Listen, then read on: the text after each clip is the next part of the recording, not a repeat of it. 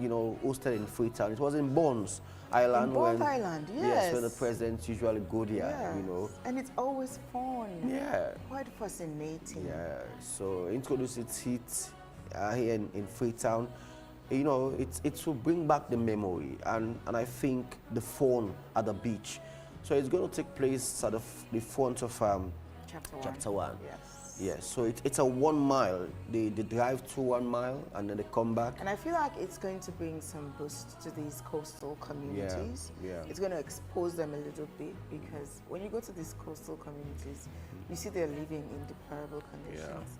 Yeah. And it's a good start for the exposure and empowerment as well. Yeah. So the good thing about that is that 50 million yuans for the winner and 30 million yuans for the first runner-up. Yes, and I think 20 or so 25,000 for the second runners-up. Okay. And each of those who contested or participated will be receiving 5,000 yuans each as a take-home because you involve nice. into it. And I was even told that the organizer, they asked the boats owners for them to ask for sponsors, those who are in their community and they believe to help that them build the perfect boats for the race. Yes. Because so I asked that question, I mean, how are they going to get the boats? How are they going to determine which boat fits for purpose? And I think that's why they are collaborating with the Maritime Administration. Okay. Maritime involvement it's very key, very strategic because it helps, safety on the water, guide them, know whether it's fit for purpose, as in the 2 days they'll be using, whether the water is okay for them to ply that yes. and also ascertain their boats they will be using to go to the sea. And so it's important. And I think we need this kind of thing, more especially when there are challenges. There are so much challenges in Sierra Leone. The economy and there are a lot of stress. And recently saw the report which says Sierra Leone, we're not happy, That's the truth. Yeah, we're not happy. And I think some of these events will cushion some of these things, the challenges we're talking about as well. And central to that event is the theme of unity and cohesion, and I feel like it's a good way to bring people together, regardless of your tribe, political affiliation, and gender. Yeah. And these coastal communities, when it comes to drug peddling, and of course the abuse of it, it's quite rife in these communities. I mean, you can see the first-hand effects of drug abuse and peddling in these communities. So I just feel like it's a good thing. If they start engaging in such activities, they can understand that, well, we can do better. So we're looking forward to the boat race. I'm Kudos going to be the there. Big Foundation and of course the tourism and the maritime.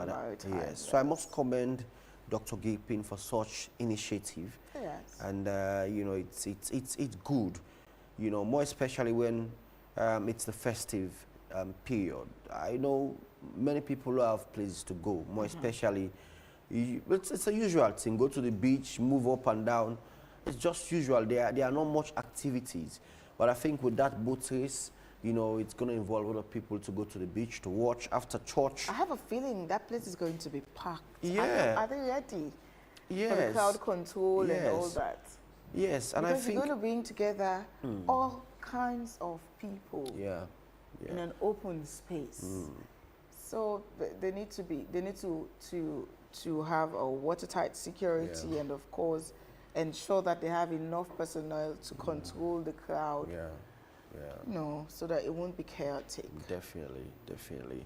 And I think we are making progress as a nation in such activities like that.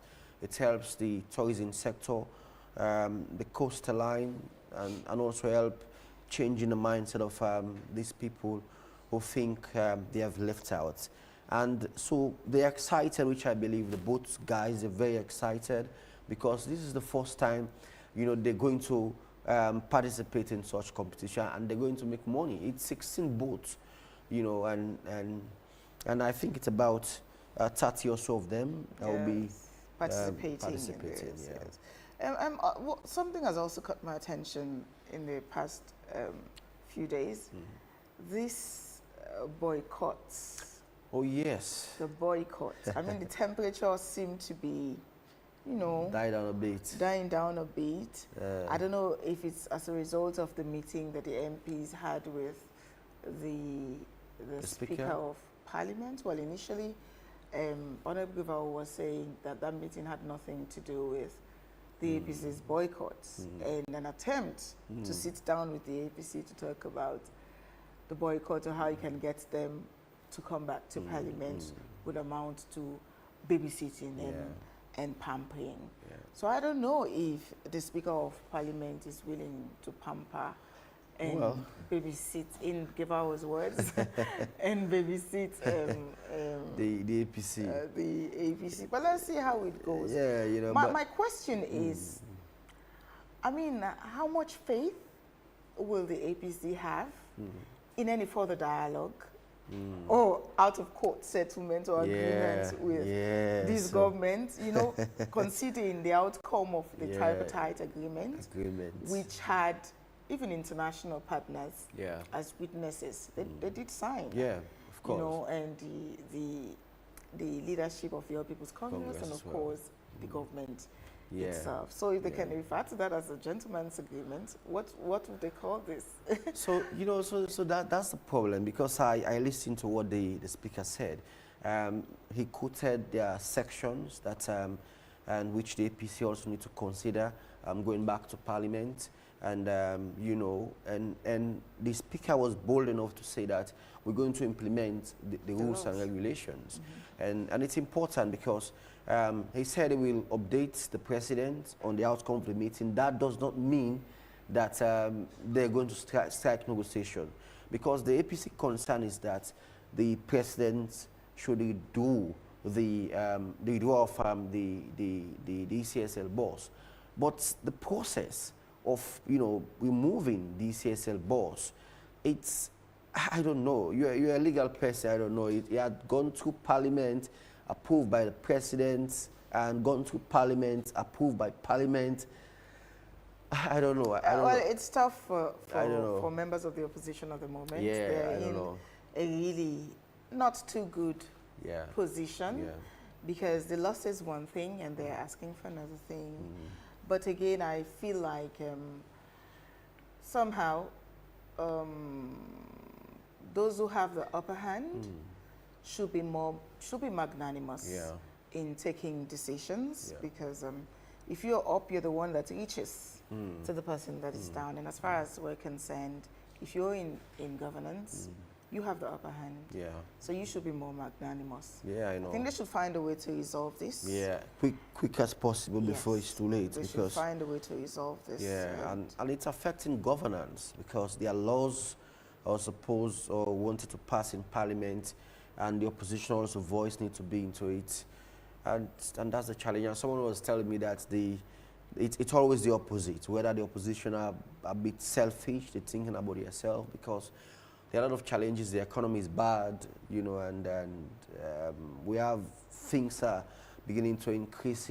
They should have worked out for that, saying that we're working out because of the economy, because of, you know, what people supposed to have, they are not having them, you know, instead of working out for the CSL boss. But that's opinion for many people. What they're saying, it starts from the ECSL boss, because it is the ECSL boss and the ECSL office that regulates or determines who becomes the next president, who becomes the next driver. And based on the driver, I mean, that's how you can tell, okay, this person will be able to deliver, this person can do this person can do that.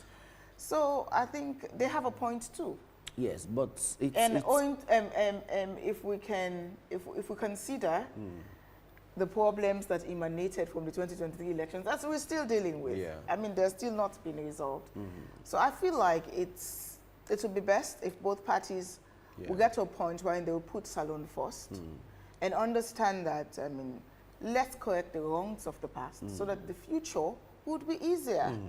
You get it? Yeah. Otherwise, I mean, if we throw things under the carpet and just let sleeping dogs lie, forget about whatever, just move on with business as usual, you might, I mean, we might end up yes, in a thing that we don't want to explain as well. I mean, the opposition as well, they do have their point. Yeah, of course. They do have their point, So we're just saying that let them find a common ground. They should. And then, you know, seek the interest of the people.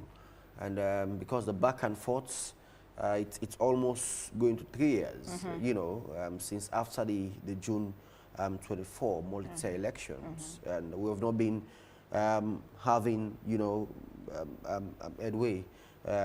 Many people were expecting after that tripartite recommendation, that committee which was set up, at least, you know, we should have not been going back to people, you know, boycotting governance and not involving fully into all of that. But anyway, that's it. I know the other big issue, the law school issue. It's quite very big currently. I saw a video that the director put out. He was making his own case. And of course, I saw a release from the council, saying he has been committed to the Anti-Corruption Commission for misconduct and all that. So it's his word against theirs at the moment. And we're hoping to have them today, but no, we're still fighting. We're still fighting, and the good thing is that today is Monday, the 30th. So we still have till Friday. Yeah, so we still have some time to go, and we almost days to end March 2026, and we usher in April. Well, April is my month anyway. That's your birth month. Oh yeah. We are April born. So we'll have a big party coming up. Yes, big party anyway. I need to clean my dancing shoes. All right, good morning. Good morning to our viewers and across the globe. In Sierra Leone, Gambia, Guinea, Senegal, South Africa, you know, Liberia, Nigeria, and also the UK, the US, Australia, across the globe. You know, those who are also watching us in the regions here in Sierra Leone. Well, it's a good morning and welcome to this first edition of your News and Current Affairs show, Wake Up Sierra Leone, here on AYV Television, on Channel 33, on the radio 11.7 FM, on our Facebook page, AYV News, and on DSTV Channel 399, on YouTube, AYV, Wake Up Sierra Leone, and we're also broadcasting on TikTok, so you have the opportunity to watch the program across our social media platform. My name is David Gemurinson. And I am Alimata Judge. Stay with us throughout the show as we bring you interviews, sports, entertainment, and many more in these 2 hours of information and learning here on AYV TV and radio. We are broadcasting live from the top of Tower Hills in the beautiful capital, Freetown. We do encourage your feedback on our Facebook page, or Facebook. And we shall be right back with you, but for now, let's get a quick break and advertisement from our sponsor, Local Commercial Bank, and other advertisers. And we shall be right back.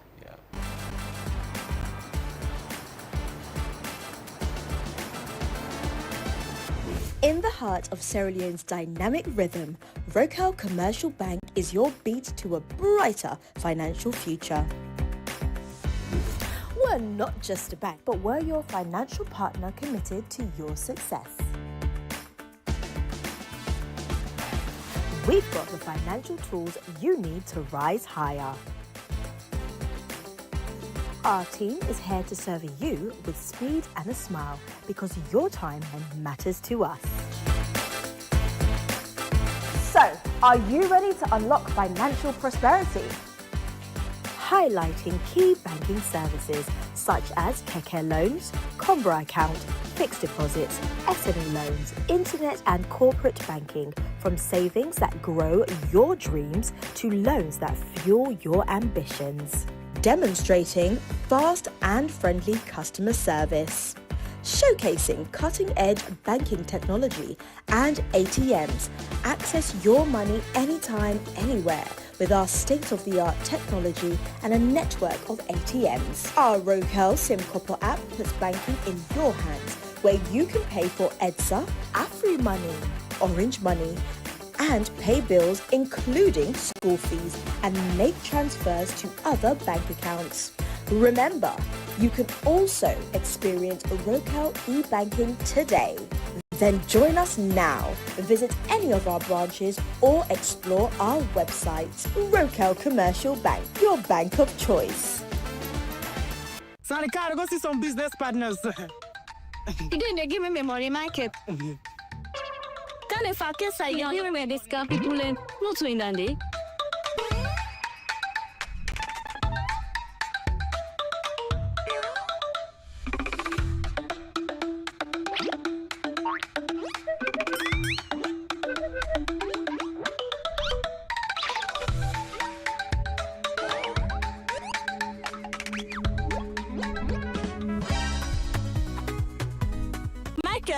Today you pay me my money. I don't send it for let you help me send money in Ghana. 2 weeks now you not send me money and then you not give me back my money. Today, give me my money. You not ever sabi goodness in life. I send back your money, but trust me, today na the very last day I ever send money for now.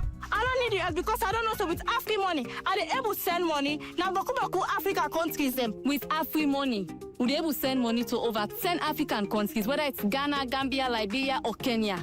If me party we know this, we not follow the party grammar right now. Okay, una go regret. I mean now, una go regret. The best part right now, Michael, with Afri money, you they able to send money even if you not use app, even if you know the online directly. All you need for do, you just dial *161#. Pam, your money don't go. So I don't need the help again. Thief man. Thank you. Send money to over 10 African countries instantly with AfriMoney. No stress, no excuses. Just dial *161*1*6# now. AfriMoney, quick and easy.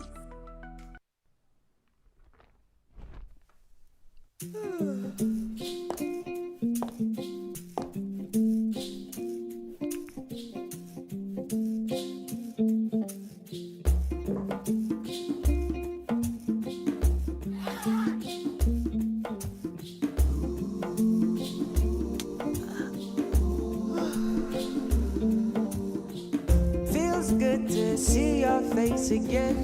It's been a very crazy day. The joyous feeling in the air when rain falls on a sunny day.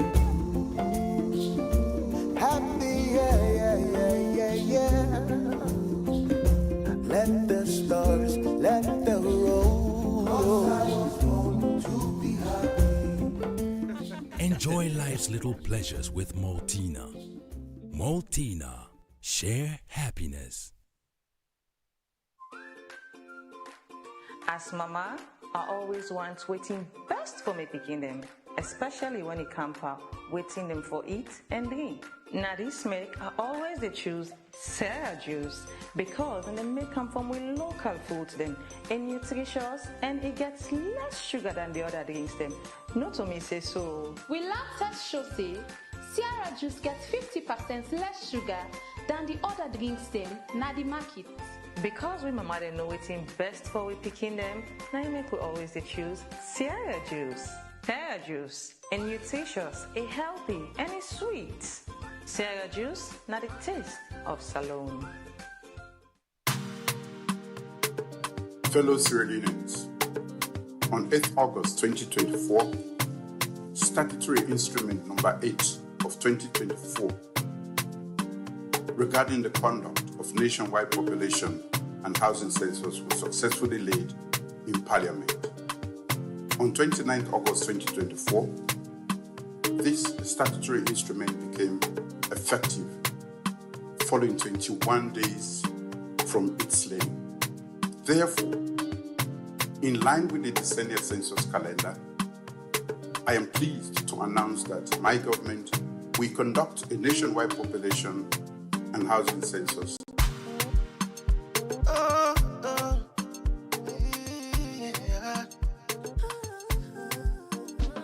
It's 2026.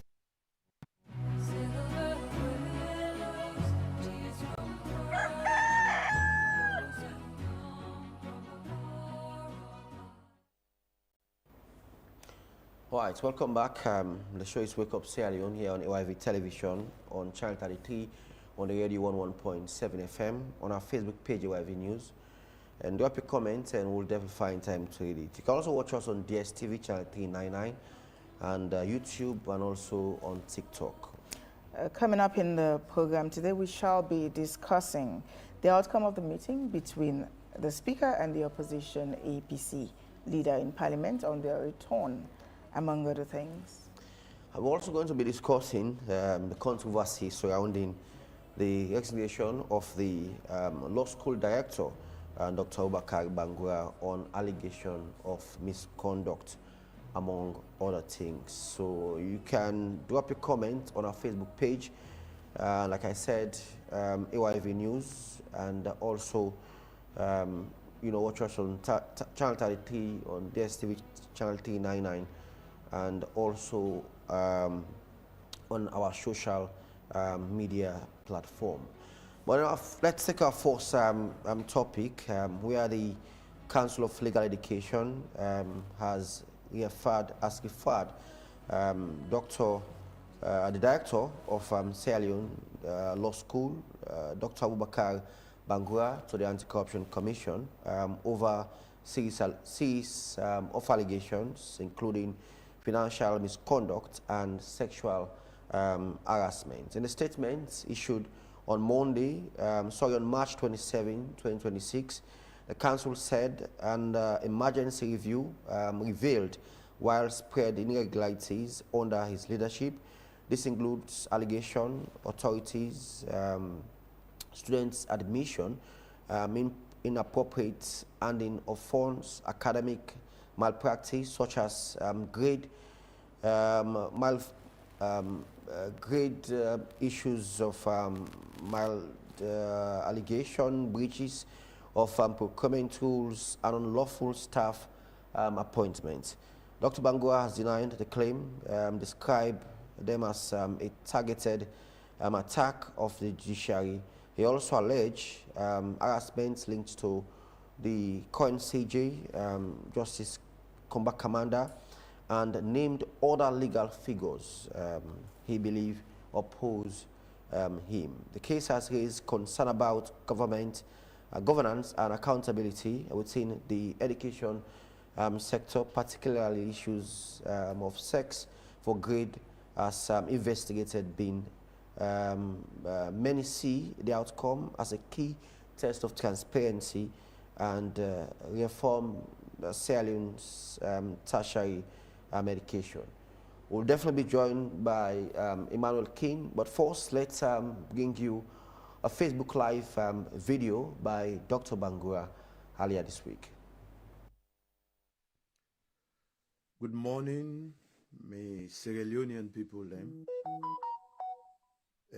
This is Dr. Bakarr Bangura, the director of the Sierra Leone Law School. Of course, I don't keep me cool for the past couple of days, but I see a lot of smear campaign, a lot of intimidation going on, and I start for post a few things a few days ago, but people talk to me. I put some of them posts, then they down.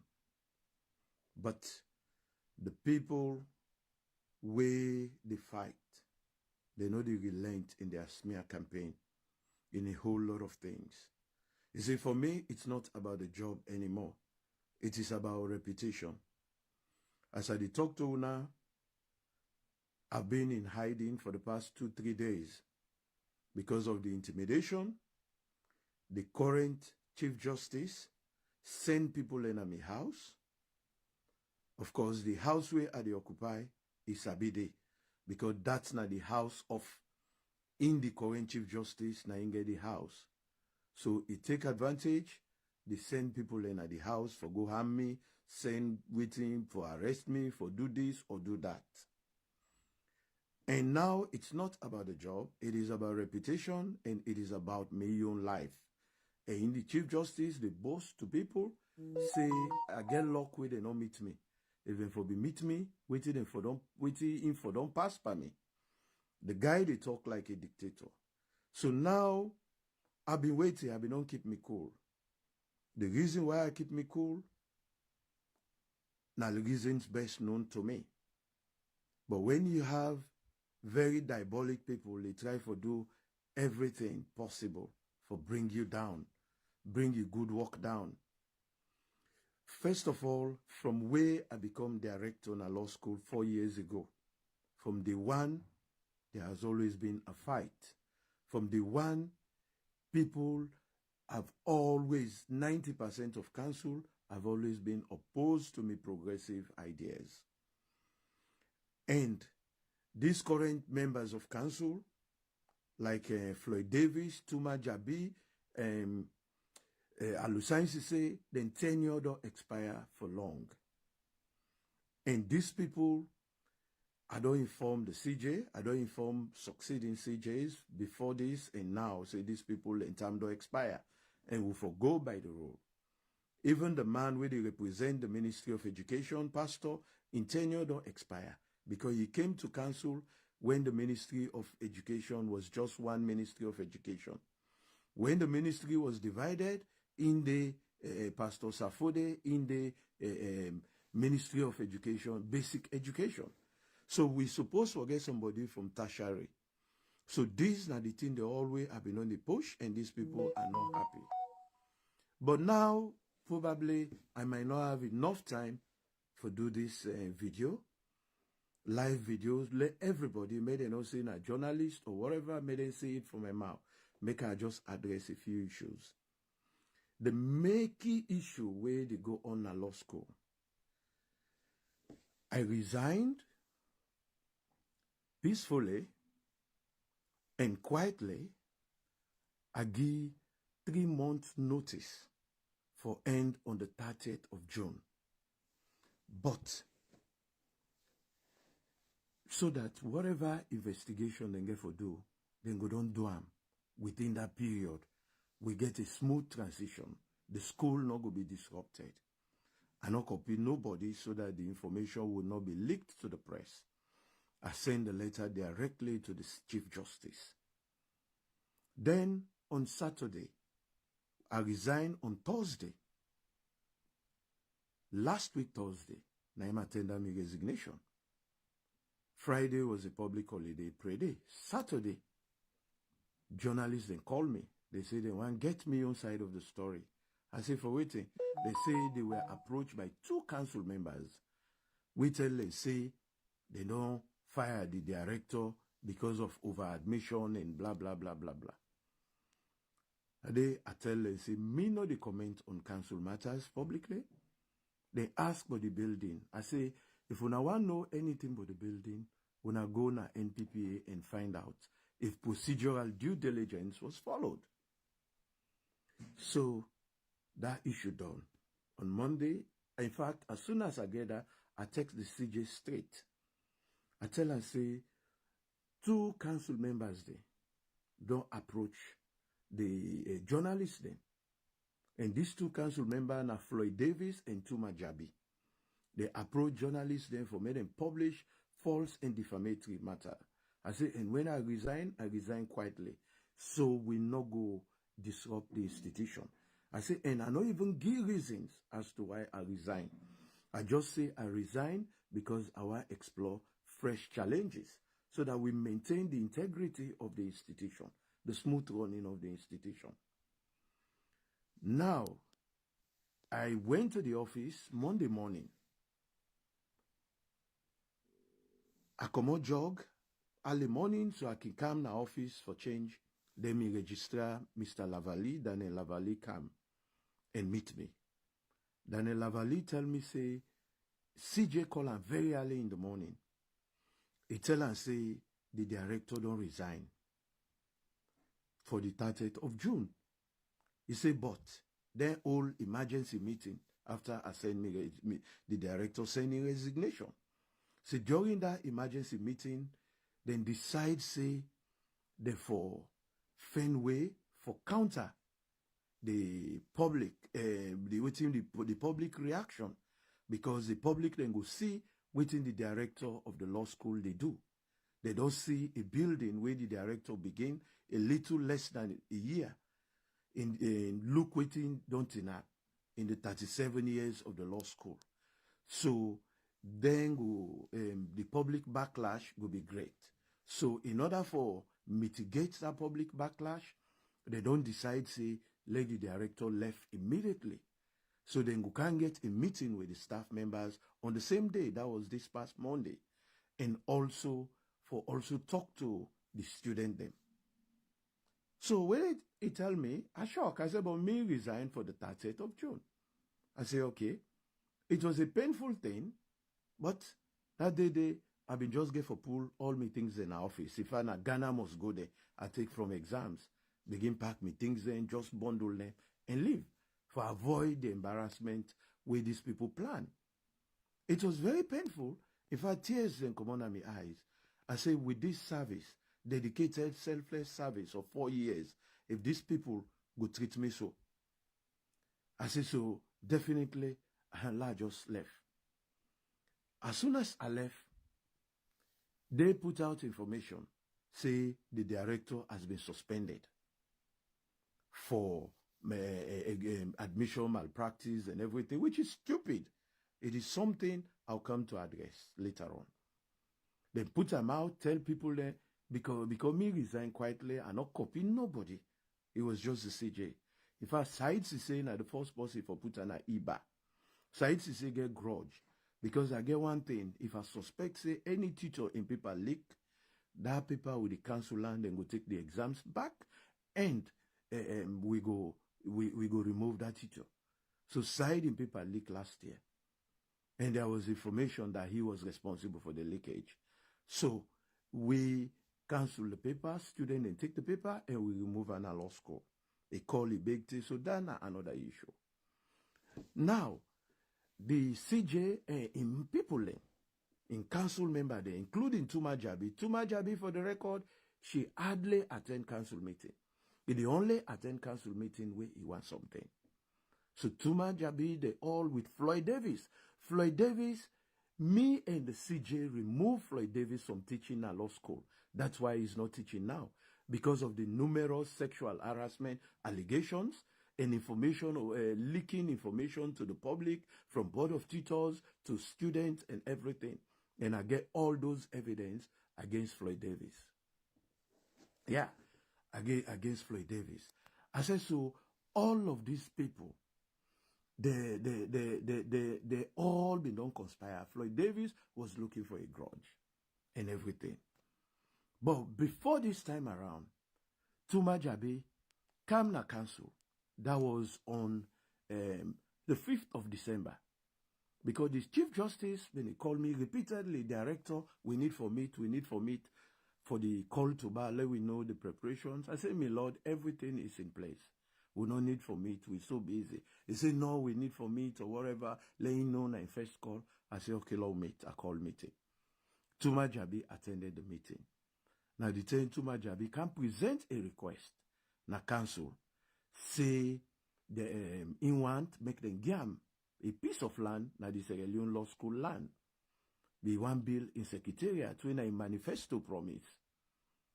But nobody objected. The Chief Justice and Lucensis say everybody was just supporting. I sit down, I say, how these people go sit down? The Sierra Leone Law School, they construct a 7-story state-of-the-art building with the biggest auditorium in Freetown. We go take 2,500 people. Apart from the auditorium, there is a hall again. We go take about 2,000 people. There are classrooms. There would be a medical center. There would be a gym. There would be a bank and other shops within the building. So even the current Sideway Law School they occupy will not even get space now for parking, even those special court. With students, they not can get enough space. I said, so would I go create this big building, will not get space? But where to my put up, nobody spoke, nobody. I said, okay. And I watched it, these people have met.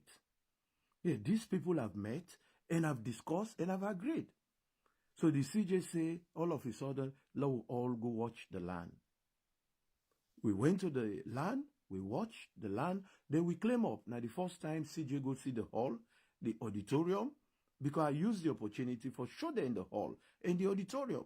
Tell them, say this auditorium, now over 2,500 did they take. The hall will take over 2,000. And we'll get for 7-story building. And this 7-story building will get for rent out some floors to other government institutions. So I decided for getting that tour so that they would think twice, say the parking not go ever do for that kind of building. If I were thinking of doing a level parking, because the land as it is, about 1.2 acres, is not even enough for that kind of development, what they do? So when they even plan, say in the future, we'll go even approach prisons for giving more land or buy more land from them for parking, because you can't have the biggest Bintumani auditorium na 640 capacity. The law school auditorium na 600, 2,500. So at the end of the day, from there, CJ text me, say, thank you, director, for such huge strides. He said, this is huge and unprecedented. I get the message. He said, may God richly bless you. I feel, say, when CJ give that message, they don't get sense. They don't see reason. I say, so, do ya? I just left the issue. But to my chagrin and consternation, a week to the Bar Association dinner, Tuma, Jabi, Gento Kamara, come na 98, if I'm Mr. Lavali, go bring the video to me. He say, director, when we give land to the Bar Association, they get the land na Belia Park. I say, waiting. He show me. He say, Tuma, they talk 98. He show survey plan. Say the Bar Association, the law school don't get land. He thank the director and also they thank the Chief Justice for getting land. I was like, say, waiting. But knowing Lavali, he's been the #1 enemy from day one. Because from day one, I stopped the corruption. Where Akan Law School, he was collecting cars from students. He collected a car from a student where the thing came to me notice. I queried him, he go call the same Tuma, Kowade, and other people for can intimidate me. But when they see the real thing, finally, they agreed for Senam on leave. For 9 months, then Tuma bring in the Lavali back. And because that Tuma bring in the Lavali back, when he bring the video to me, say, Tuma, they talk na 98, say, they don't get land or whatever, I did not say any comment. I just kept quiet. And because the CJ was in it, I not say nothing. So at some point, where I tell the CJ, I say, CJ, I say, first of all, it is wrong. I say, I don't know about Leone. I say, but as a long-standing legal principle, a Chief Justice does not sign a conveyance. A Chief Justice does not sign a conveyance. I say, that's a matter of a legal principle. We don't exist for long. I say, number 2, we own land very small. You don't go see the auditorium. You don't go see this or that. We need more land even for get enough parking. Go for the request for more land, either from special court or from prison. I say, so if we can't cut land now, give Bar Association for can build a 3-story building, not the same land, we side people in the park. Then, at the end of the day, the CJ was very, very angry. Yeah, was very, very angry. Then begin scheme things. Then 2 weeks ago, where I begin see some of them things, and I go meet the CJ for know what is going on. The CJ was just so angry. In fact, lawyer them boku, lawyer them don't boku. Now the Sierra Leone law school and all of it. You know, see Lansana Dumbuya in case. Now so lawyer they we just come on law school and all of it. We go full up there, but now law school, that the one that we don't they in charge of. He was like with that aggression and everything. This was a man where I consider a friend, we're very close, and as somebody, the house where they rent said, na your own house. Talking about corruption, I not get houses, so I not be lost, I not do this. I dey serve selflessly. The house where they occupy, na in the Chief Justice, in house, I they occupy. So I was shocked where it shout, where it all shout down. I tell her, I say, my Lord, look here. I say the number of local students they will get a law school, now 570 something. These are the registered number of students. Among this registered number of students, we have a large number of foreign students, maybe going to about 100. Then these students, we get the repeaters from last year. We don't repeat. Then we get the repeaters where we don't exhaust their chances. Many years ago, few years ago, because when you fail 3 times, they go for 3 years. And these people are all coming. We have those people that have that deferred, that were admitted last year or the year before. They deferred. Those people are coming back. I say, so the scaremongering way people they bring to you, I don't think it makes sense. I say, if you feel, say, I know they do the right thing at law school, the work way they do, I say, I'm ready for resign. I say, it don't take way I want for resign for me health, me mental health, because I've been fighting for 4 years. Every day I've never had peace from day one. I go my registrar, where they undermine everything. Anything you want bring about tribe, you want bring about this. But at the end of the day, they no say I'm not about tribe. Because 90% of me, most of my friends, they are from the Southeast. And they've been very good people, supportive people and everything. So the registrar never able to play tribal or political card. Because I think, say, many people in the government, when it comes to me, they've never. So I want to make it clear, this is not about politics. This is not about tribe. It is about few corrupt individuals. About few corrupt individuals. So I know how many people then feel say, oh, this is the SLPP fighting against Dr. Bangura because he is a Northerner. No, this is not about tribe. This is not about politics. Because when people begin fight me before, it is the same people in the SLPP that supported me. From Parliament to State House, I received absolute support. So it's never about tribe. I've never felt tribalism apart from my registrar and other people there. So this is about individuals. So where CJ don't tell me, I don't tell and say, if you not make, I go resign. I say no, director. I been feel say, I no be no, people and tell me say the number past 650. I say that's a lie. We get 570, so 70 something students there. I say, so among them we have foreign students. And these foreign students, then they pay in dollars. They are paying $6,000. And these foreign students mainly from Ghana. Because they have been going to Rwanda. They've been going to Nigeria. They've been going to the Gambia. And from there, then they can, because we've been getting one foreign student first from Ghana, wait and see what they do. Last year, the other year, we get 15. And this year, we get this large number. Where these students, they help develop the country, then they pay airport tax, then they come, rent in dollars, and they are paying like $6,300. It is this monies we able build the law school. So where the Chief Justice, I don't tell her, and I say, no, director, I support you 100%. Say that the correct information way I not been the get. He say, in fact, he pulled 2,500 United States dollars.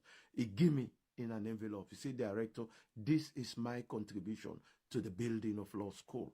He said, I don't tell COA and me members there of the class of 2003 for me then say make the contribution. So I not be waiting and call. I go back now office. Then when I went there, that was 2 weeks ago. Then last Monday, the Monday of that pre-day week, I just see the CJ send an agenda for meeting. We send the agenda. I said, no. Why the CJ they go send agenda? It's unprecedented because the Council of Legal Education clearly states, say the director, now one of the 10 members of council, the director is the head of law school. The director now get right for convened council meetings in consultation with the chairman. So it was unprecedented for Lady Chief Justice send me an agenda. So I left straight for go meet her. Where I go, If I na me another judge, we meet up na the waiting room. So we waited for nearly 40 minutes. Na Tuma Jabi, Gentle Camara, been there inside the CJ in office. So as I enter, the CJ begin vex back. I was like, this is uncharacteristic. And no matter what, now something way another take. I am double masters of law with distinction average from top 20 law schools. I'm a full 4-year PhD in international law. I don't work in reputable institutions. I say, so my granny can say, before he can give me rest, say, mama can scoff. He say, jollof rice, say, mama can scoff. He say, give me dry rice, say, mama look the rest. Now when I enter CJ, the vex or whatever, say, oh, how this online class? I say, CJ, we not get online class. Wait till we get a virtual class. In the virtual class, we don't do law school before me come. In fact, now during I use during the Ebola. Me just come, I can perfect the system, introduce very good IT system and everything. We'll get the best virtual system in the whole world. I say, we give virtual system because the building will they occupy na a basement. Yeah, na a basement. So that basement, the so cracks and everything, and you not get fire escape. Sometime back, where Justice Ivan been there alive, we been the teach. A snake enter a class. Student and collapse faint. Pass will rush then King Ama Road. I say sometimes student then can faint because of the building. The toilet then can block. Now old building where sit on the big gutter we run through New England. That is where we take class in a basement. I say, I make with the fact forget the building. I say, so the online class can even help with the virtual class. I say, the virtual class, not to like we personally do course online. You dey sit down, you dey watch, you dey participate, the waiting and call. I say, even more convenient. Then you say, no, you don't know. Now the way our people they explain to her. I say, okay, we'll talk. I say, okay, I will go send your agenda out for the meeting. Where we go now the meeting, if you see the Chief Justice, may they shout. Now, the act, first he bring the act of the Council of Legal Education Act. He say, for let we read the act, the functions of council, they read them. Say, council name for supervised law school. Then he stood there saying, from now on, for employ cleaner safe, nine for do am. Because if I go through am, because nine they in charge, anything law school one do. So where it on done? I think a lay person within a council, now he say, but my Lord, therefore also read the functions of the director. Now then read the way say the director is the head of law school.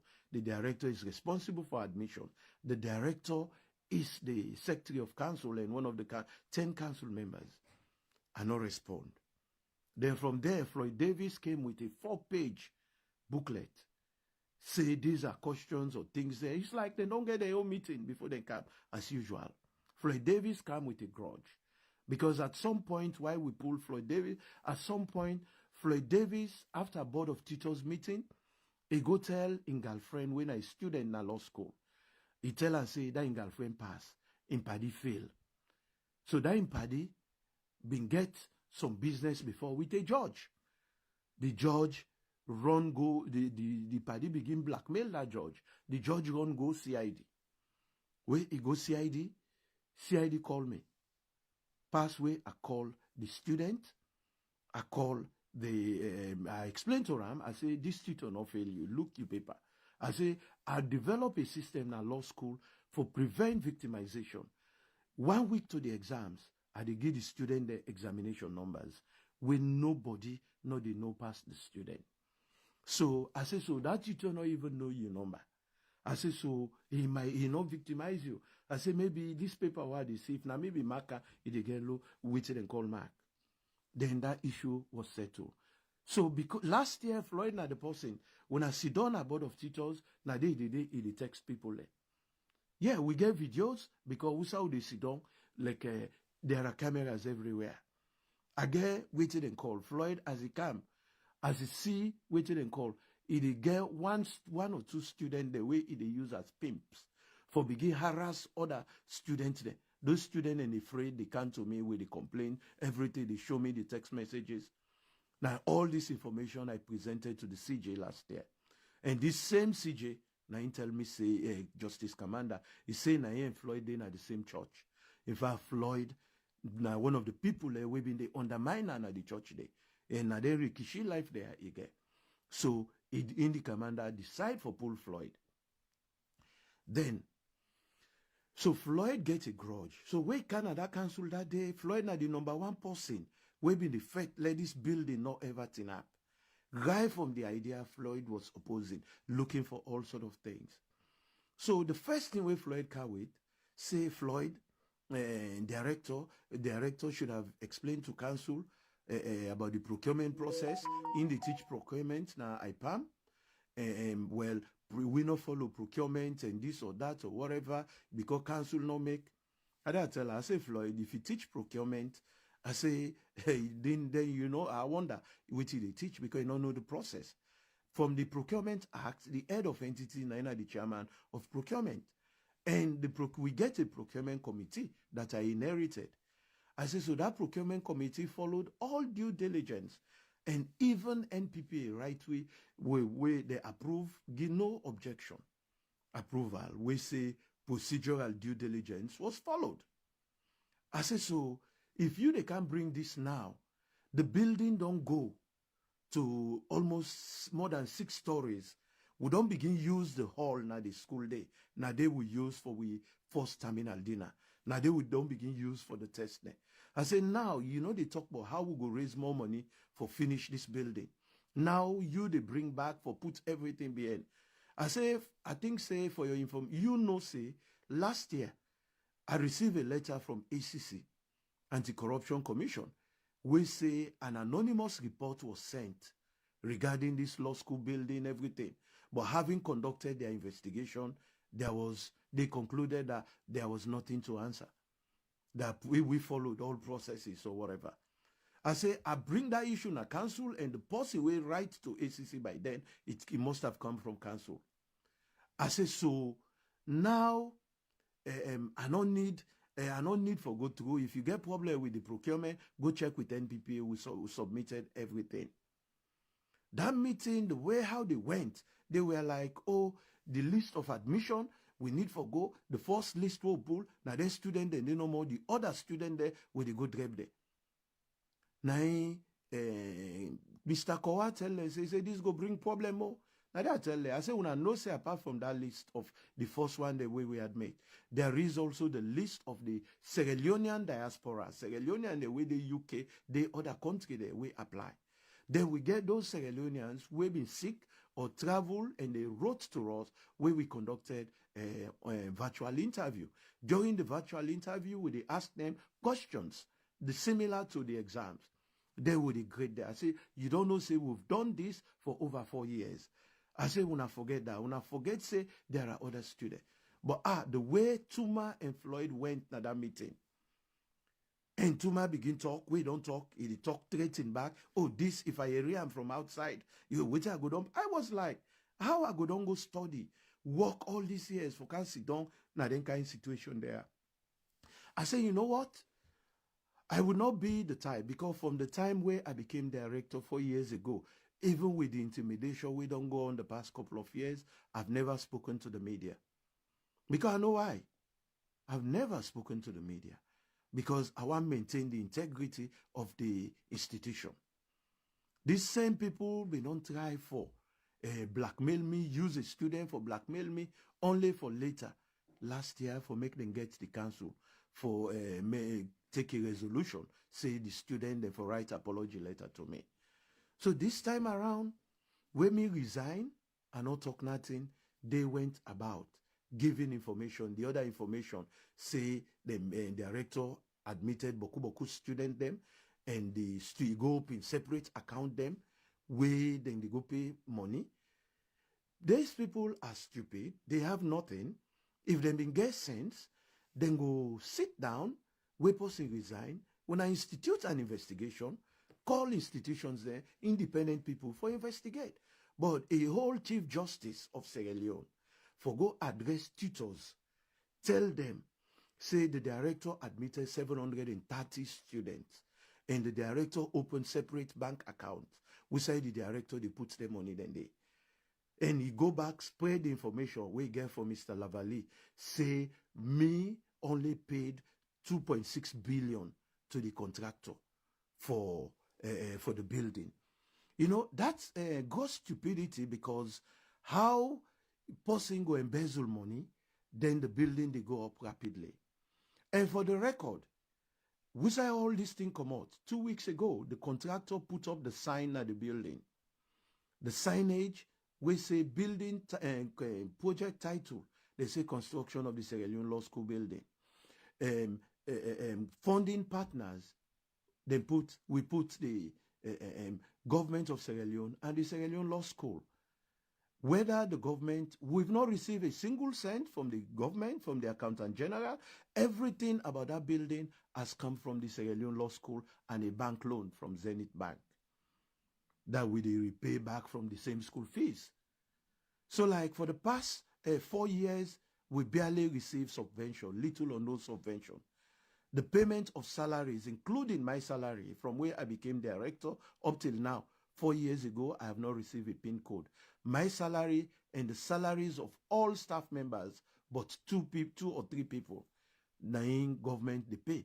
All the salaries of staff and the salaries of 21 tutors and the stipend for council members, all those monies are being paid from the Sierra Leone Law School, the money where they come out from the school fees. You talk about generators running 24/7. Now from the Sierra Leone school fees, power bills, free internet for students, furniture, everything we do now from the Sierra Leone school fees. We get little or no subvention. Last year, they give we 2 million. 2 million for last week, like 2-3 months. But that 2 million, like, we not even get them.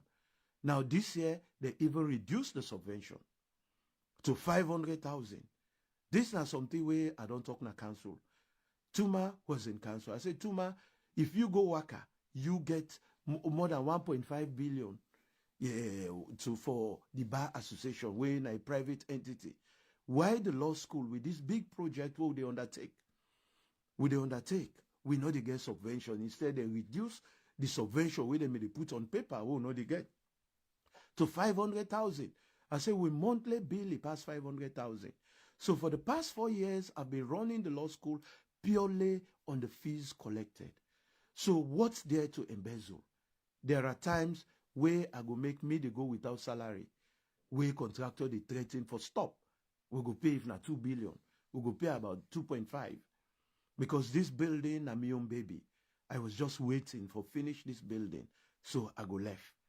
So if then they go say, oh, this was the Chief Justice, not to Romo, addressing the tutors, saying that we admitted 730 students when the admission is 570 something. So how can a whole Chief Justice be lying without evidence? I say they open separate account, Boku account there or whatever. Yes, where account, the only account where law school being get na Sierra Leone Commercial Bank. Then that account will be get now be just operations account. I say no, we forget fees account and operations account. So we able to check the fees where they come in, then we able to know. That one we did it. We wanted the loan. We did not get the loan from Commercial Bank. We got the loan from Zenith Bank. Of course, it was mandatory. We open account with Zenith Bank. We transfer the fees payment to Zenith Bank.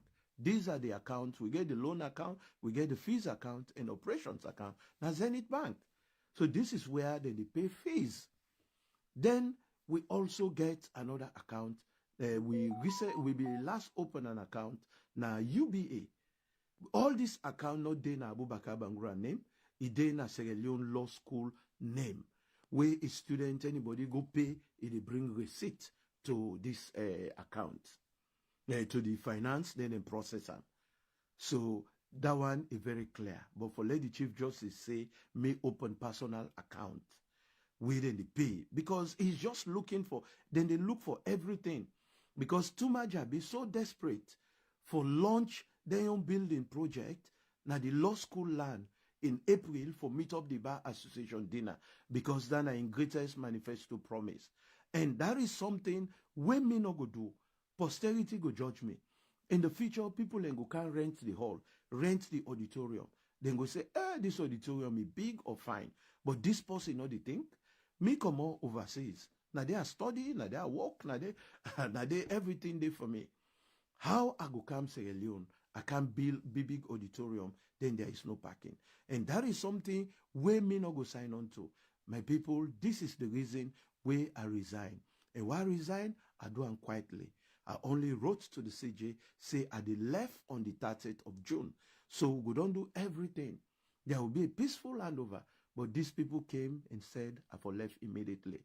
And when they say I left immediately, the same Floyd Davis, we're not fit for be teach on a law school. We made in the CJ pool. Now the same in the Floyd Davis, you can make acting director. And Floyd, where they not to director business, now for institute some investigation, harassing the staff and everything, harass from procurement officer, where they not able to find anything. Even yesterday, they called the building contractor there.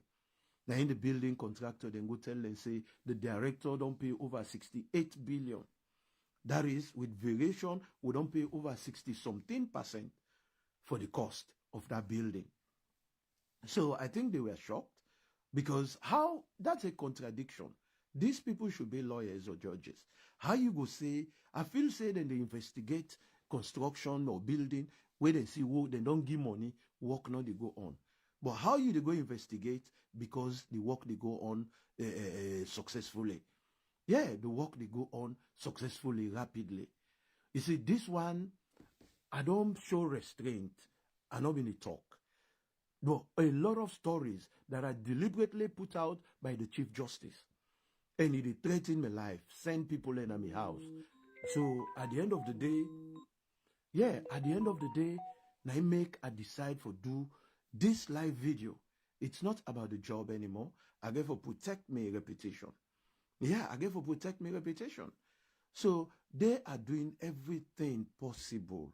Floyd Davis, Tuma, CJ, because I tell the CJ, you cannot sign a conveyance and convey the land to the Sierra Leone Bar Association. You cannot sign a conveyance. I say, and you not CJ, then the land, if they're for being conveyed, it has to be from the Attorney General. You can't do it. So because of all of this, they are desperate. They look for everything, look for debt. But I believe, say, if they do anything, they're not going to get anything from me. First, they were there. The director has been suspended. The next thing they change, oh, the director has resigned. Oh, the next thing, the director is on leave. If these people been believed, say, then get with it and call, me don't resign, I get 3 months notice. Why didn't they wait? They should have waited. So this not just one of those exposes, because but I am safe, and these people are still trying to do everything. This is what the CJ is doing, intimidating me, sending people to my house, and all of it, because he has access, because Naina le my landlord, literally.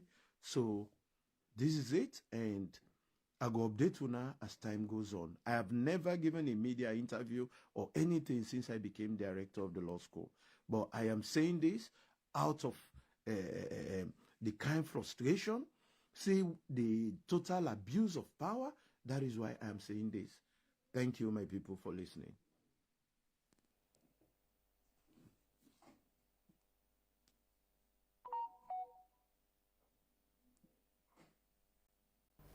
All right, that was Dr. Bakarr Bangura, Director of Law School, Sierra Leone's Law School, was speaking there on his Facebook Live, which he did, a couple of days ago, with regards to the issues of the law school and what really happened, between him and the authorities concerned with regards to that issue.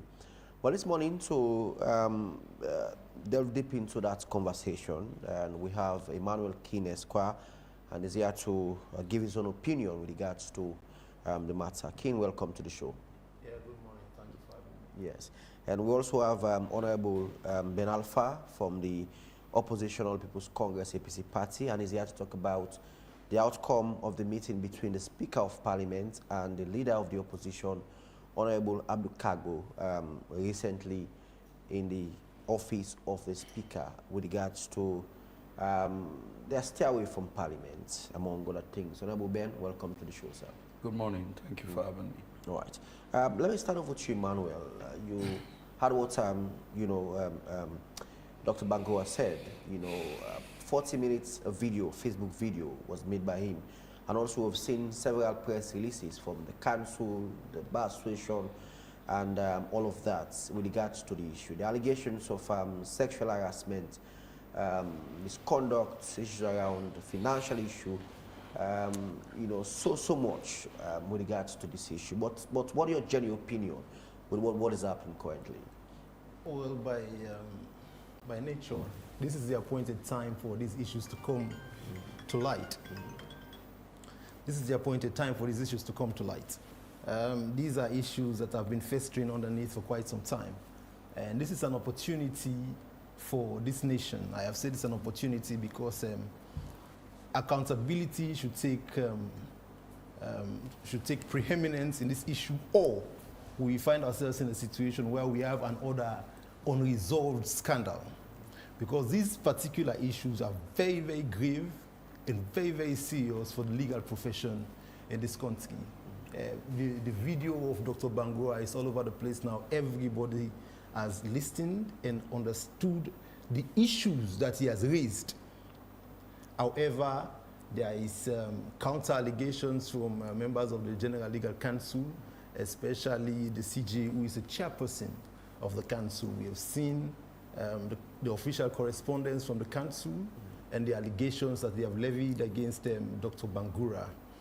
What I would say is an independent tribunal should be constituted immediately to look into these issues to save the legal profession, because these particular issues are not issues that should be swept under the carpet. These are germane issues that go into the very fabric of the legal sector in this country. We see allegations such as sex for grades, grades manipulations, financial accountability, and the likes. And like I said, it's an opportunity for accountability to take hold. Yes, it's fine to call the anti-corruption for them to probe into some of these issues, but it is my recommendation that we have a totally independent body that look at these issues, because the concerns raised by Dr. Bangura tilts towards the fact that it does not trust certain individuals within the council, and we know the connections and the nexuses between some of these individuals and the commissioner of the Salary Anti-Corruption Commission. So we have to push for there to be an independent tribunal to look into this issue, such that all of these allegations and counter-allegations are properly thrashed out and the public gets a clear picture of exactly what is festering with the legal profession. Like what you said, and it's scary at the trend at which the conversation is going. Counter allegation, allegation upon allegation, and even the council and other body also accusing Dr. Bangura. Also, Dr. Bangura is also accusing, key figures, in the judiciary with regards to sexual harassment, issues around financial misconduct, and where are we as a nation? Because that sector is very key in Sierra Leone, and we are hearing such, things that actually we should have been able to rectify as a nation. Yes, this is not an issue that we should sweep under the carpet or joke with, because the Council for Legal Education is tasked with the responsibility of training lawyers, and these lawyers at the end of the day become officers of the court. And we know the judiciary is one arm of government, and the individuals who are constituent members of the judiciary should be ones of impeccable character, people whose characters should not be questioned by the general public. And these particular issues put the character and the posture of these particular individuals under question. In recent times, we've seen barrage of lawyers being called to the bar. One of the issues raised is the fact that the numbers of intake into the Sierra Leone Law School is too high. And members of the council are alleging that even when they have instituted certain fail-safe, certain mechanisms to make sure that they go for quality, they consistently see quantity.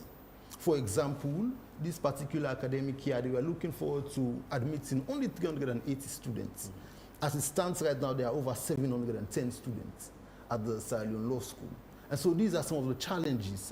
We passed through that particular building, the law school also. So we know that it cannot hold 710 students. They will be too cramped, and that's not an environment for proper education of legal practitioners. So you see why people would question the quality of the production of legal practitioners in the country. So these are some of the issues that should be looked into, especially admission. Why do we have such a very high number when we don't, first of all, have the institutional space to train these particular individuals and guarantee quality for these particular admittees or intakes? So this is a very, very germane issue. Of course, also the financial irregularities is one of those issues that also should not be swept under the carpet, because it is the allegation that certain individuals or students are paying monies for grades. They are paying monies for question papers. You know, that is why I have said we need an independent body to investigate these issues, bring out the real issues. We know who are culpable and bring them to task.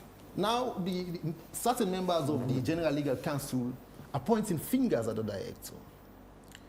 However, the General Legal Council Act of 1989 does not leave the functions only to the director. As a matter of fact, the general functions rest squarely on certain senior members of the General Legal Council. So if we see these challenges happening, if we see all these allegations festering, then the question should be whether these members are negligent or they are complicit. So they see these issues happening and they do nothing about it, or they really do not care about what is happening. So every single person who is involved, every single member should come under investigation. It should not only be the director, because he is not the only person who the Act gives the complete mandate to run the institution. No, he is running that particular institution with a council. And all of these council members have certain functions which they perform with respect to admission and other internal controls of the institution. Mr. King, you mentioned several times in your submission that there should be an independent tribunal. Putting together a tribunal won't be a maiden thing. I mean, it has been happening in the past. How independent will this tribunal be in this case? Because it's obvious, these are members of the council actually pointing fingers at the director of the Sierra Leone Law School. And some of these members of this council are going to be the ones actually determining who will be a member in this tribunal. How independent will this tribunal be? Thank you very much. This is a very good question. I think this is part of the thinking of Dr. Bangura. That's why he's an hard man to find right now. Because the independence of the tribunal will come into question if the said individuals who the allegations have been levied against are the ones who are going to determine members of the tribunal. So the point I'm making is this particular independent tribunal that will be charged with the responsibility of investigating these allegations should not come from members of the council, should not come from members of government, because most members of the council are members of government, should not come from the Chief Justice. They should be absolutely independent of everything. In fact, I would suggest there should be non-lawyers, people who come from other sectors to come and look into. We now find ourselves in a situation where we are calling for other people from different walks of life to come and save the legal profession, because the legal profession is in serious turmoil now. We're in serious turmoil. These issues are not small issues at all. And these issues are issues that have been with us for quite some time. It is only now that they are coming to the fore. So for us to be able to move forward, for us to be able to gain the respect of the general public once again, these issues should be dealt with in a way that is satisfactory to independent observers and the general public. That is why I am tilting towards an independent tribunal. You know, a tribunal. But how can that be achieved in the circumstance? I like one of the recommendations of the tripartite in Agreement for National Unity, that there should be a certain committee that appoints these individuals, that a committee that has absolutely nothing to do with government. You appoint these individuals from other walks of life, people with integrity, credibility, and public trust.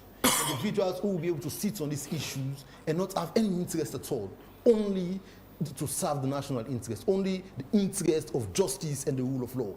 These are the kinds of individuals that should form part of this independent tribunal to look into these issues. Okay, so so far, are there any legal protections in existence for public officials and heads of institutions who are accused of such misconduct while investigations are on, until these allegations are actually established and they are to be brought to book? Are there any legal protections? Yes, for these people? First of all, we have the presumption of innocence. Until proven guilty. Yes, so all of these allegations, we still at allegation stage. We have the presumption of innocence. Every single person whose name has been mentioned is innocent until a competent tribunal makes a determination as to whether these individuals are indeed culpable of what is being leveled against them. So we should not joke with this particular presumption. The individual should come to the tribunal knowing that at this particular stage I am innocent and I have come to prove my innocence before the tribunal. It should not be said, even before a determination has been made, that because of the number of allegations, because of how grave the allegations are, it is possible that this particular individual is guilty or is not guilty or is culpable for these particular allegations. He has to come to the tribunal knowing that the Constitution presumes that he is innocent and he should be accorded all the rights of an innocent person. So from a release, I mean, we saw a release from the General Legal Counsel that the director, Dr. Bangura, has been committed to the Anti-Corruption Commission for investigations and the like. What do you make of that? Yes, I think it's a step in the right direction, even though it conflicts with the fact that I am tilting towards an independent tribunal. I think this is something that the law prescribes for the council to transfer the rights of investigation to anti-corruption, so that they look into the issues. They see anti-corruption as an independent body that is removed from the activities of the Sierra Leone Law School and the General Legal Council. That is why they've asked the Anti-Corruption Commission. But we are all members of the Sierra Leonean society. We know what obtains here. That is why we need a set of individuals who are far removed from all of these issues, who would be able to look at the issues from a lens that is not political, from a lens that is not a friendly one. I am friends with this particular individual. No. Individuals who have absolutely no interest. We know the anti-corruption was enacted by an act of parliament to look into these issues. This is their mandate. You know, issues that touches and concerns corruption in the country that affects the lives of our citizens. However, we have a serious challenge with the Anti-Corruption Commission. Challenges which we cannot mention in public. However, I am still tilting towards an independent tribunal. I keep saying an independent tribunal because of the caliber of individuals whose names have been mentioned in this particular set of allegations. Of course, we have, on the one hand, the director of the law school, who has now resigned his position, and he cannot be found. And then on the other hand, we have other members of council. The president of the Bar Association, yes, the Chief Justice himself. Yes, the likes of Tuma Jabi, the likes of Floyd Davis, the likes of combat commander who is the chief justice, and these are very powerful individuals. So on the one hand, we have the director, on the other hand, we have very powerful individuals. So we need a set of individuals with very high level of integrity, credibility, and public trust to be able to intermediate between them, to be able to look at these issues critically and then say, Mr. X was culpable for this one, Mr. Y was culpable for this one. But it is my position that every member of the council is either complicit or negligent. If these issues have come to the fore as they are right now, certainly. Are you saying they should all be held accountable, or they should all be investigated? This is my position. This is my position. It is quite clear. They will not come to the public and say, we did not know this was happening in the council. We did not know this was happening at the law school. They cannot say that. Either they did not, they are in a position where they did not care, or they were complicit. So they are either negligent or complicit. And if you are put in a position of trust, you cannot be negligent or complicit. You have to be seen to be very active in fixing the ills of that particular institution. Okay, Mr. King, I'll be back with you. Honorable Ben Alpha. So the APC opposition, of course, APC in general, not just the parliamentarians, you have been on boycotts from governance for several reasons. One, you oppose the appointment of the Chief Electoral Commissioner in the person of Edmond Alpha, and you demanded that he must be moved from that position. And you have other concerns about the tripartite agreement recommendations that are not being implemented as it should be according to the opposition. So this precipitated a meeting which was initiated by the Speaker himself. He invited the APC honorables and to a meeting. So the public is curious. We want to know, what was the outcome of this meeting? All right. Following the invitation of the Speaker, Honorable Speaker Singapore Thomas, on the 25th of March, and the leadership of the opposition honored the invite to have a meeting in the chambers of the Speaker. And the purpose of the meeting is to discuss issues that surrounds the boycotts in Parliament. And the Speaker of Parliament made it very clear that the purpose of the meeting is to see how best we can have a constructive dialogue. That in as much as we are representing our people, and there is a need to see that our boycott comes to an end. And so therefore, he proposed that he wants us to go back, and not only about our going back, and that his intention to do an open appeal to the opposition, the leadership of the opposition in Parliament, and the party, to see that we go back. So we emphasized the controversial appointment of Edmond Alpha, because that one is very constant. Why controversial? It's very controversial that recommendation 36 of the tripartite recommendation speaks of restoring confidence and strengthening institutional credibility. And so if there are recommendations in the tripartite that has to do with restoring confidence in the credibility in elections, Sierra Leoneans could reflect back what happened in the 2023 elections. In Gambia, where inputting has not started, they announced 60% of the Gambia results. Likewise, in Poloco, while they were inputting, they announced 60% of the results.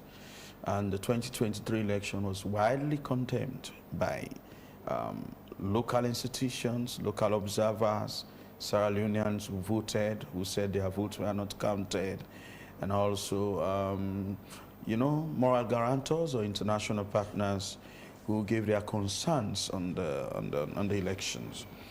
So if we've entered into an agreement for national unity, and that breeds the tripartite, gave us a lot of recommendations that were very good, to ensure we avoid a recurrence for future elections. And whilst striving on that part, we saw an appointment of Mr. Edmund Alpha.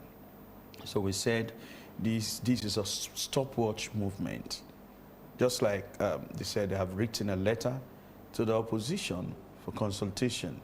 And for me, the interpretation of consultation is just not by merely writing a letter, but it's a dialogue, an engagement with political parties. And the APC is one of the biggest political parties in the country. So you cannot just write a letter, set the stopwatch, and the next day you sign, you approve the appointment.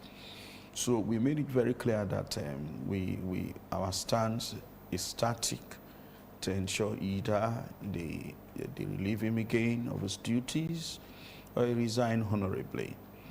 And the Speaker went on further to also assure us that he's in communication with the President is out of the country. And even though he said President Madabio has made some steps to engage the opposition, and that there was no response, and the acting leader or the chairman of the party, Ambassador Usman Fude Ansane, made it very clear that he also have tried severally to engage the president, but there was no response. Wait, just a minute. The Speaker did say that the president brought it to his knowledge that he has tried reaching the opposition, but the opposition has not been responding. And that's what they said. Okay. And so, but that was what the Speaker said. But there was still the discussion within the Parliament that all he wished is to see us back in Parliament. But also drew his attention to key issues, because Parliament, the judiciary, and the executive, they have the synergy. There is no way you can exclude Parliament from the executive and that of the judiciary. From the judiciary, we have the laws going through I don't know whether the officers, law department, or whatever in the judiciary and the cabinet, and that of Parliament. We do all the approvals. So if we have an issue like this, you also, as the Honorable Speaker of Parliament, has a pivotal role to play to ensure the issue is mitigated. For me, I see us as a country that is in high acceleration of applying best fit rather than the best practice. Where a listening government can listen to the views and opinions of the opposition. And people should understand that most of our stance is not an APC stance only. It's about even those who voted for the SLP. But Honorable Ben, many people will say the opposition, instead of you stay away from Parliament on that day on sitting, and you could have been in Parliament to discuss the issue, raise your point on the day of the approval, by Parliament, for the ECSL boss. Generally, one will say that the President did consultation. There was a letter sent to the APC and all other political parties. And 14 of them registered according to PPIC. 12 said, okay, we agree, for Mr. Edmund Alpha, to become the ECSL boss. And it was then, was in Parliament, wherein the opposition APC was, having such an opportunity to put their case, across, instead of you guys stay away from Parliament to discuss that issue on that day. We have crossed that part when Mr. Edmund Alpha was here appointed as the Commissioner for the Southern Region. Remember, he was here appointed. We're in Parliament. We took part in that debate about this appointment, and we raised our concerns that Edmund Alpha, he was part of those. We were part of those who took part in the controversial 2023 elections. And so they went ahead, and so we had to walk out that day.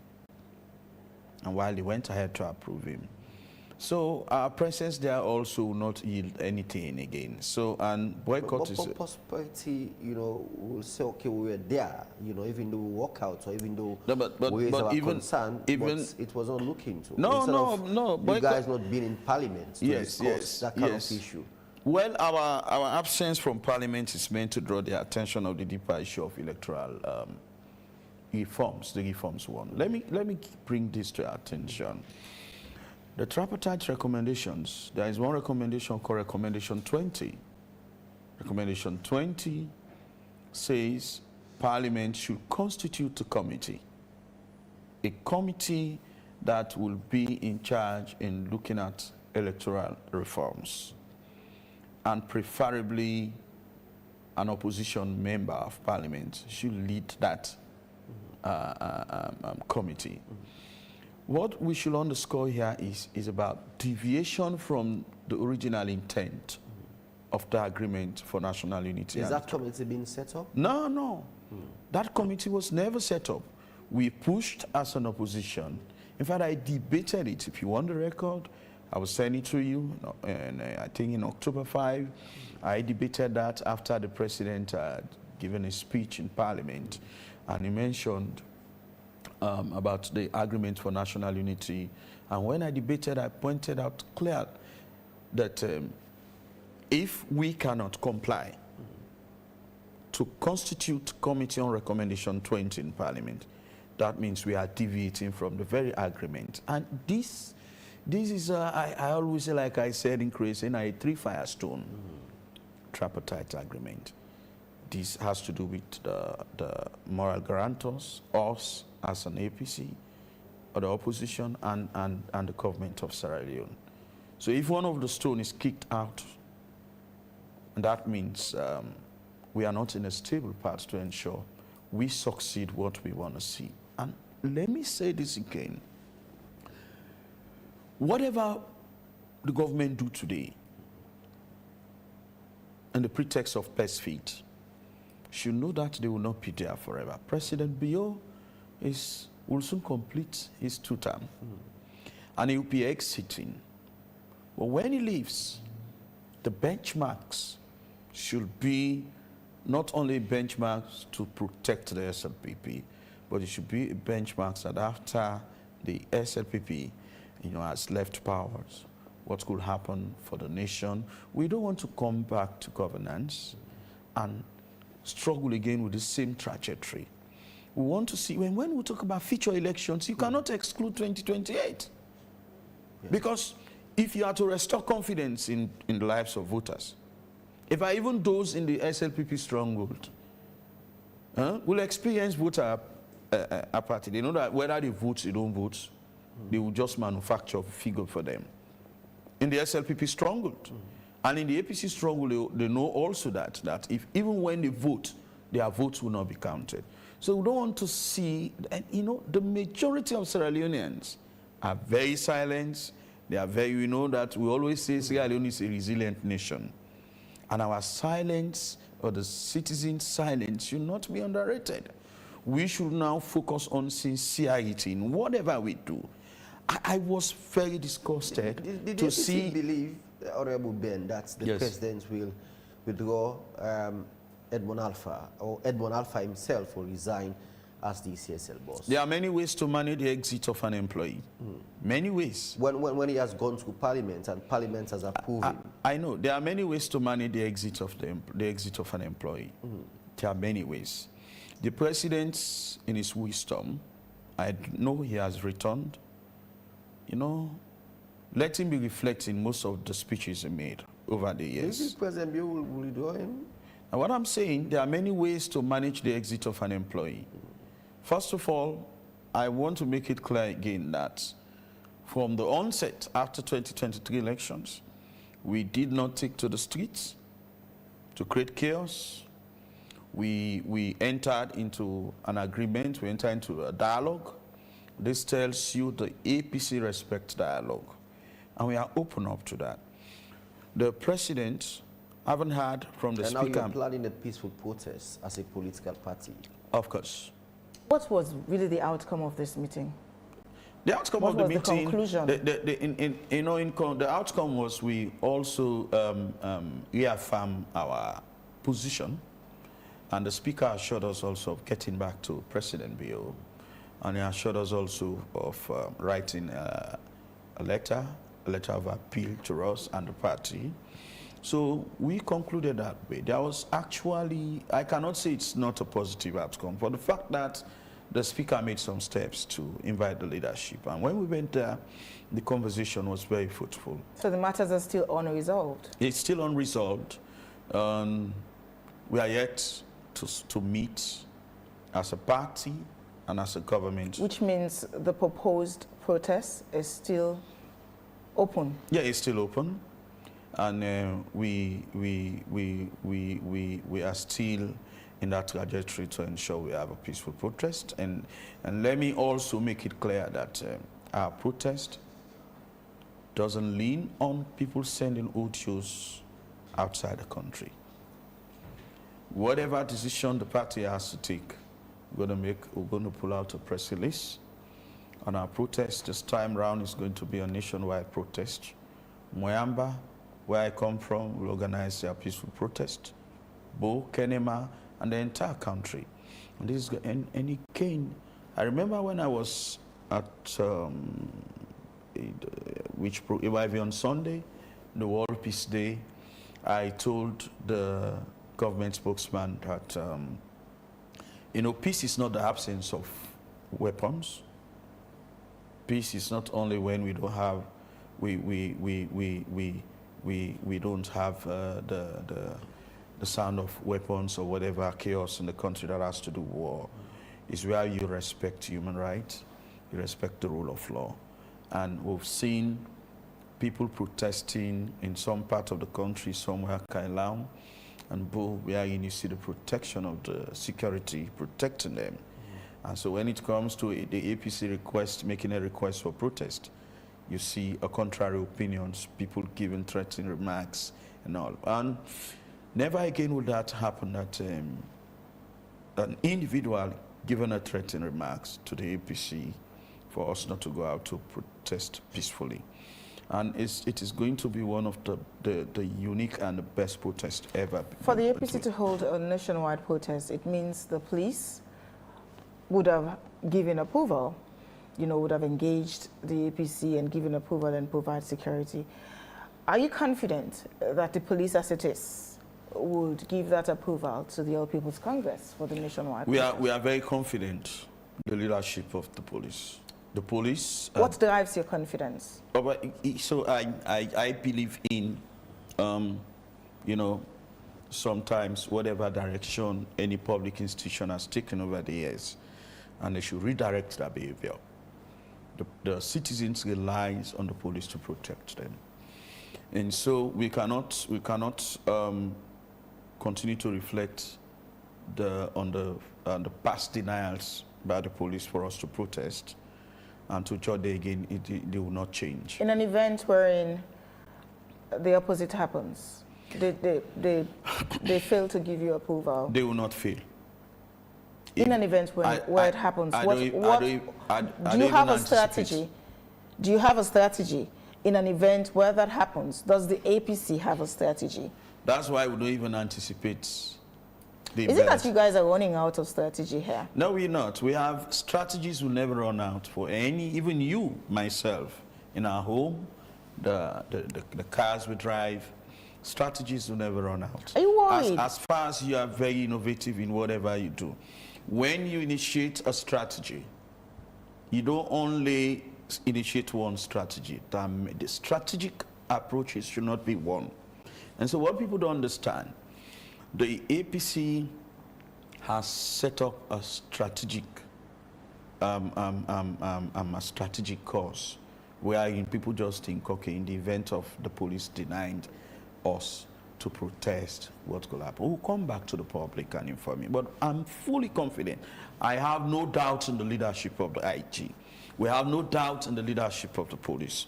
This is a time. I can understand when the government wants to graduate from one term to the other term. And they are very much robust in ensuring the citizens and, regulate these institutions.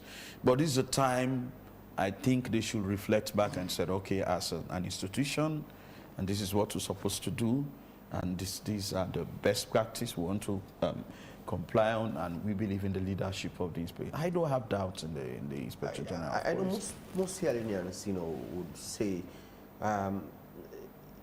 even though it's your right, but this could not be the right time, for us having a protest. When we've witnessed several calls, some times back, even the August 10, a few years ago, what happened on that day. And holding such a protest, from the opposition APC party, when you have your members, you have the number, and this could be opportunity for some people who think that, oh, this is a very right opportunity for us to perpetrate violence. That's a controlling people, it's very difficult. That's a different case. The APC has never called for a protest, or the APC is not associated to the August 10 protest. The country was very much porous. There's so many information that was filtered into this country. And a country where citizens are very much disgruntled with certain situation, they can be misled. And so, which is why we don't believe in audios coming out of this country in the country to instruct people about how to protest. We said it earlier, and our leaders, the leader of the opposition has made it very clear that this time around it is not going to be a faceless protest, because we've asked severally about some of those protests. We completely disassociate ourselves, and this time around we're going to take the lead. If I'm coming from Moyamba, I should lead the protest in Moyamba. I should be able to guide my people about what should be the message. Disrupting the peace of the country, it is not something we want, and we don't want to be part of that history. And so when we're going to organize our protest, we have to sit with the police, we have to sit with civil societies, we have to sit with many other key important institutions in this country. Because again, the drivers to the stability of this country, the drivers to the peace and unity of this country, is not only the political parties, even the civil society, even though their strength or their credibility has watered down a bit. Those who are expecting to stand by the people at this point in time. Look, we keep seeing or hearing everyday distraction. At this time, we're supposed to talk about the frail care, which is not sustainable at the moment. The clinics are not getting medical supplies. We should talk about the issue of education. We should talk about agriculture, the 100% credit that was given to the Minister of Agriculture as a means of performance appraisal. We are again the key performance indicators were not used. And now we want to see the result of our farmers receiving seeds on time, receiving the fertilizers and the rest of it. There are so many issues we need to handle. Every morning I post key national issues, to even not only to remind the government, but to remind us that want to take governance. Because it's very important to know that if you want to succeed a government, you should know what you're up to, you should know what you want to achieve at the end of the day. So our protest is going to be a very peaceful protest. We will not allow any other form of orchestrated plans to infiltrate our plans. So we know how to organize it. And it's not going to be that kind of mobile protest. Waterloo will do their protest. They don't supposed to move beyond is it 5-5? I mean, no, this junction, Tumbo Junction. They're just going to be chanting words, or are you going to protest in a form of presenting a position paper? We're going to present a position paper, but it's going to be the voices of the people. The voices of the people, these are the people whose votes were not counted. These are the people also who voted, but their votes exceeded the normal votes they voted. So this tells you it's a two-way street approach. I told you about the voter apathy is going to affect both political parties. They know that I vote and no vote, then go add me vote. I vote, they're not going to count me vote. So all those people will come. And this is a time you know that in all sectors, the market women, the youth, both political parties, of course the APC have thousands of people reaching out to them, to us as a party, and how they feel about this government, how they have been failed, how service delivery has not been, most of the promises made we are not achieved. And so all those people have to join us in this protest. What do you hope to achieve from this protest? Yes, you can hold the protest, but after the protest, what's next? And, you know, we're going to achieve, it's going to yield a result. We're going to communicate to the country, we're going to communicate to the whole world that this is the voice, all the issues mentioned is the concerns of the citizens. But before the protest, I know a president, I always say, when President Bio became the chairman of ECOWAS, it's a win for Sierra Leone. Whatever achievements made by President Bio outside the country, it's a win for Sierra Leone. And so I saw people analyzing President Trump, calling him President Bio, President Bio. That's a recognition. Recognition is a key pillar. You cannot dispute that. For him to be, I know he feels motivated that day when President Trump called him. So when he's back, he should return with a renewed spirit. A renewed spirit wherein he should no longer listen to people who just, you know, telling President Bio, don't do this, don't do that. It's a time to manage his exit. A president who has served, who has made name in the West Africa and the world as an ECOWAS chairman, he should come back with a renewed spirit and dialogue with the APC party. Are you not worried, Honorable, that the law will take its course in an event wherein parliamentarians in Parliament fail to appear for sittings up to 30 times? You know, you have your rules. I think it's rule 77 or 6 or 76? 77. 77, okay. Yeah. That says if you fail to appear for sittings up to 30 times or when aggregated, you would lose your seat.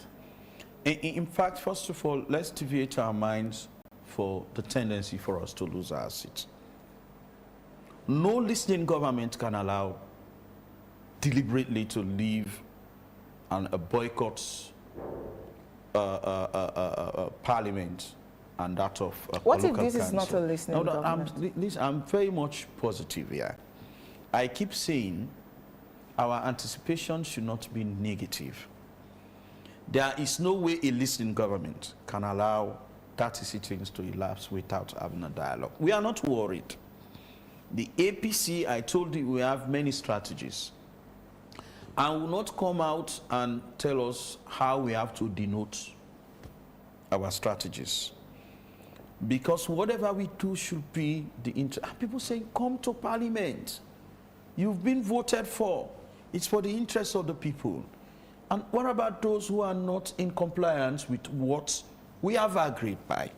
So I am telling you now, there is no way we can be out of Parliament for 30 consecutive sittings without this issue being resolved. Okay, so are you prepared to, are you resolved, are you prepared to sacrifice your seats in Parliament? I'm saying, yes. I know you're positive. Yes. But I'm saying in an event wherein that is the case, this government refuses to listen, and up to 30 sittings, APC MPs are absent in Parliament.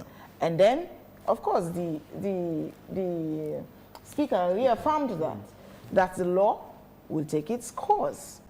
So are you willing and ready and resolute to sacrifice your seats just so that democracy, according to the opposition, will take preeminence? I want to assure you that we no longer be distracted by the normal rhetorics of threatening us with the law. So you think that's just a threat? We no longer become distracted. We are determined and resolute that in the event that we are going to, if I am going to lose my seat, for it to be in records that the government of President Julius Maada Bio entered into an agreement for national unity and a tripartite to resolve issues and to be able to comply with electoral reforms for the betterment of this nation, not for the betterment of the APC party. And in the event that for that stands, that I am going to risk my seat. My seat will not be risked, but it's going to be a positive outcome that will be in records, that we saved democracy in this nation. We are able to sacrifice for the people of Sierra Leone to ensure that once they go out to vote, they rely on the Electoral Commission. They trust the Electoral Commissions that their vote will be counted. Okay, I'll come back to you, Honorable Ben. Let me bring in Emmanuel King. The issue of education malpractice is, it's scary, you know, from the law school. You know, a practice or a profession, you know, that many believe should be a top-notch. And then we are hearing about education malpractice into that sector. And you made mention about the number of people who go to law school is also scary. At this time, in a crucial period like this, what do we think we need to do as a nation to fix the law school? All right, so it's not only limited to that particular challenge or allegation with respect to the number of students that have been enrolled at the law school.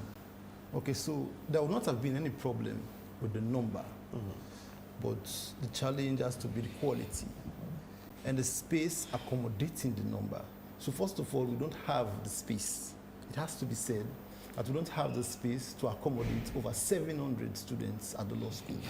They are all cramped up, and the quality certainly, naturally, would wane, because you cannot put 700 people in a single room and you expect them to concentrate on what the tutor is saying for a period of 2 to 3 hours, when it is not convenient or conducive for them, all these 700 people, to be in that particular space. We are hearing certain individuals saying that some of the students are taking the classes remotely. You know, this is quite interesting, because how would somebody take a law class remotely when in fact you have other students who are taking the class live and they are present at the law school? The other challenges or allegations which we should not give oversight or overlook has to do with the sex for grades, the financial misconduct, and all of these other ones. You see why we should not overlook these ones? It goes to the credibility and the quality of the lawyers that are produced. When you go to the law school, you should be trained in such a way that you are able to hold your own in court and you know how to carry yourself in the public space. But if the quality of education you get from the law school is not up to par, certainly you will not be able to perform very well as a legal practitioner. This is how. So very lazy students who know that they can go to the law school and pay monies to certain individuals and they're able to get grades, will just go to the law school and pay monies. They will not study very hard. They will not submit themselves or subject themselves to the study regiment of what obtains at the law school. And these products will come out to society with the same style, with the same pattern. Their lack of integrity, credibility, and the way they carry themselves in public. They will position themselves to take clients' money without the competence to be able to attend to the briefs or the issues that the clients have raised with them. So these are the issues that have shaped public perception.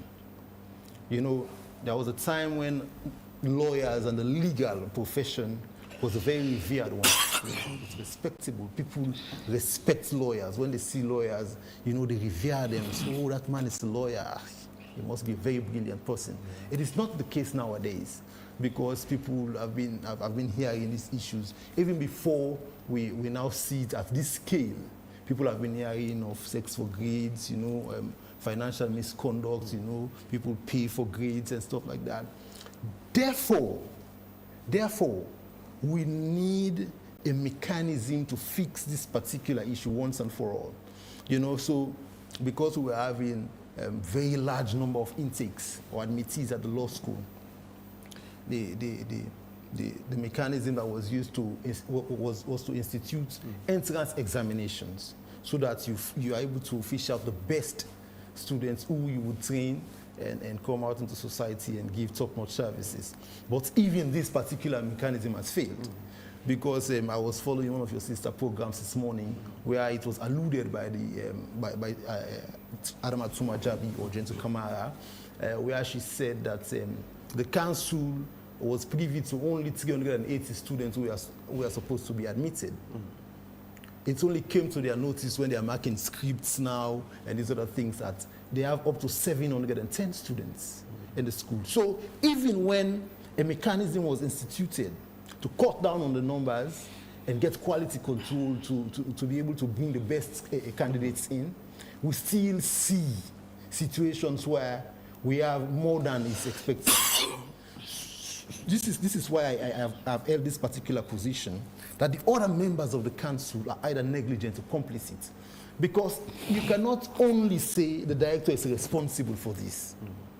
You ought to have known that it's not 300 students that were admitted, it's 700 students. Because these students go to class on a daily basis. Yeah. You have a supervisory role. Nothing stops you from taking the attendance sheets and looking at it. And these names have been published. Yes. So you see why my position is a very strong one, that the other members of the council should also answer to an independent tribunal. And independent, it should be hurriedly set up, such that individuals in this, we still have people with integrity and credibility who will be able to sit in these particular kinds of tribunals and who will be able to give the desired results, who will be able to attribute blames and culpabilities and liabilities to certain individuals who will be found wanting. Mr. King, you've repeatedly mentioned the numbers and quality and quantity and the like. Don't you think this is as a result of the fact that we do now have more than one university offering law courses? For instance, you have the Forbay College, you have University of Makeni, you have Jala University, and you have, I think, is that a called IMAT? What is it called? There's IMAT, there's Unimark. Yeah, I just mentioned Unimark. So IMAT College, right? Yeah. So you have IMAT College. And all of these people, well, if they come out with their qualifications from these colleges. All right, so nothing precludes them from having law faculties in their respective institutions. However, the Sierra Leone Law School is tasked with the responsibility of producing quality. And a mechanism they developed to be able to get the best out of all these institutions is a mechanism that has also failed. Because every year, we are seeing more people called to the bar than the previous year. So one would say that the mechanism has also failed. You mean the entrance exam? Yes, the entrance exam mechanism has failed. Because you institute an examination to be able to get the best. You filter a few individuals, you stop them from coming in at that particular time. So if you do not make it at this particular year, you might make it the next time. You might make it the next time. You come for the exams again.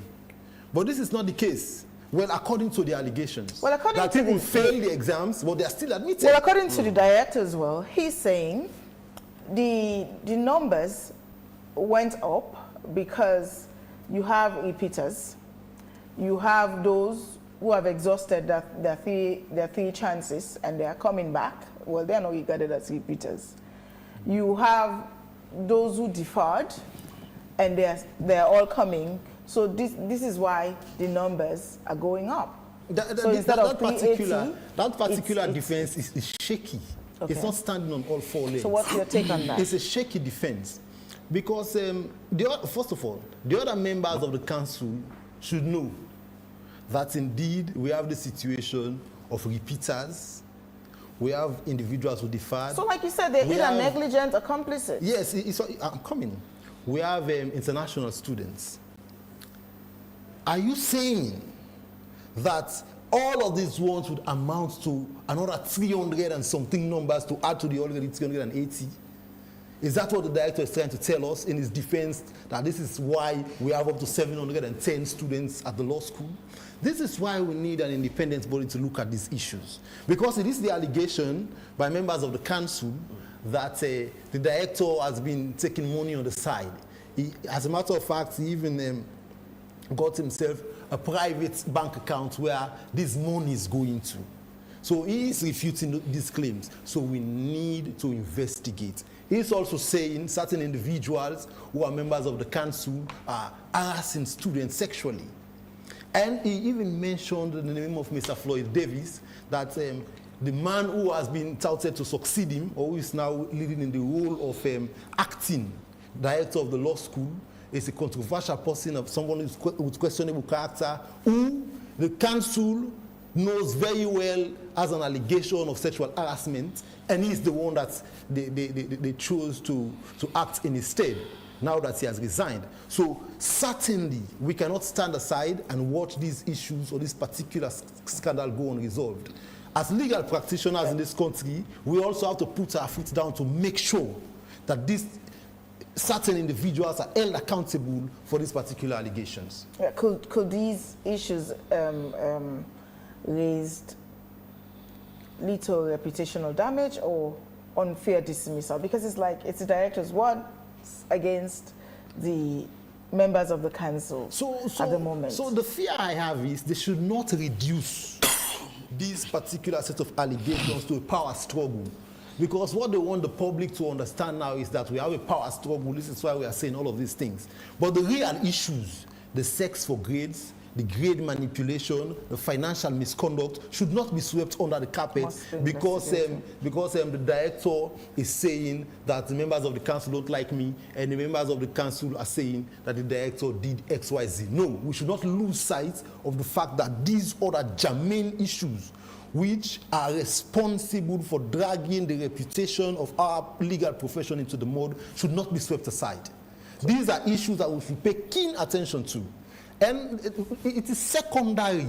Their reputations and their power struggle is something that we should consider as secondary. The real issues are these ones, the sex for grades. Because if at the end of the day, you call someone to the bar because he or she offered sex, then this is not something that should be acceptable by any legal practitioner in this country. The public, I believe, should frown at this. Hence, we need an independent tribunal to look at these issues critically, come back to the public and say this is what we found, and these are the individuals who are responsible. Okay, as we round up, Mr. King, what will be your final words to the public? This is an opportunity. This is an opportunity for the nation to hold these sets of individuals accountable, this particular institution accountable. We should not allow this issue to be one of those unresolved scandals that we've been hearing all over the place. You hear the scandal and the next week you don't hear anything about it again. We don't want this particular one to be like that, because the public perception of the legal profession is not something that we are proud of. As legal practitioners, we are certainly not proud of how the public perceive us anymore. Therefore, this particular issue is not an issue that we are going to let slide.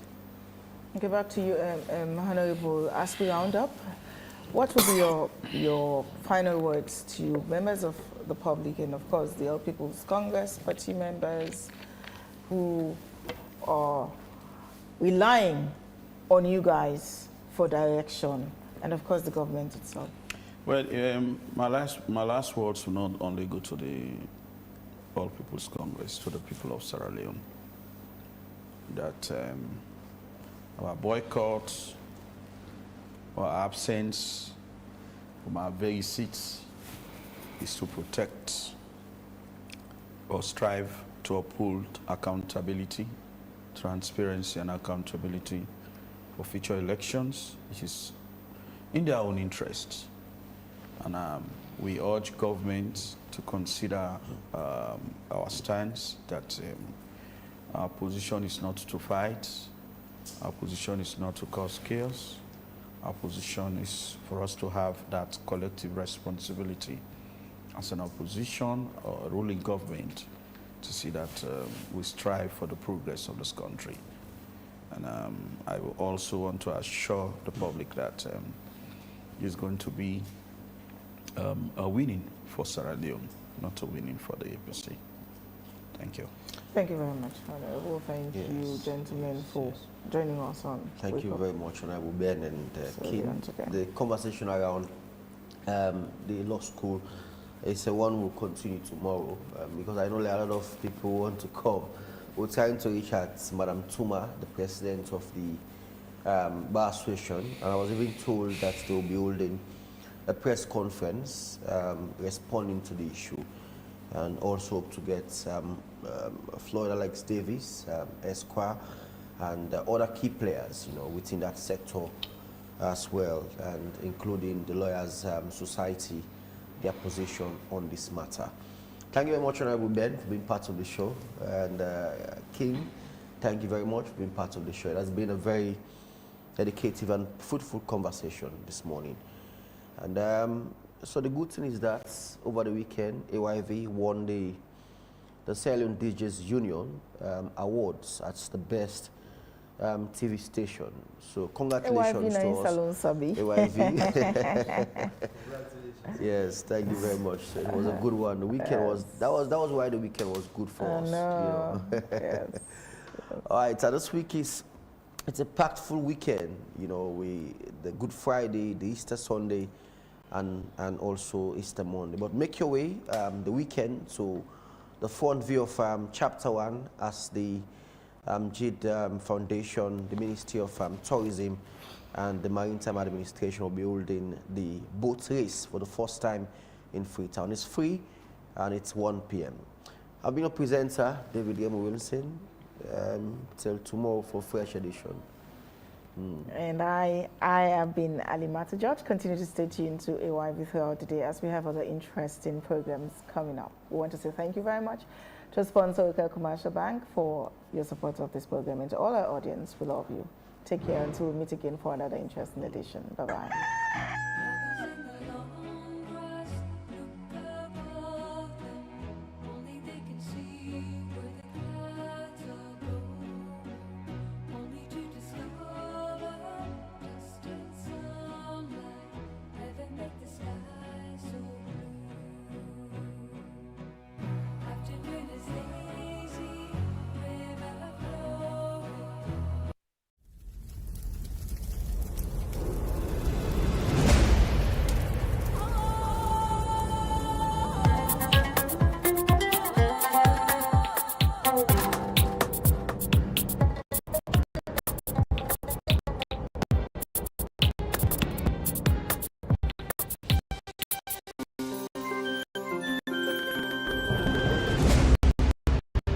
You're watching AYV Television.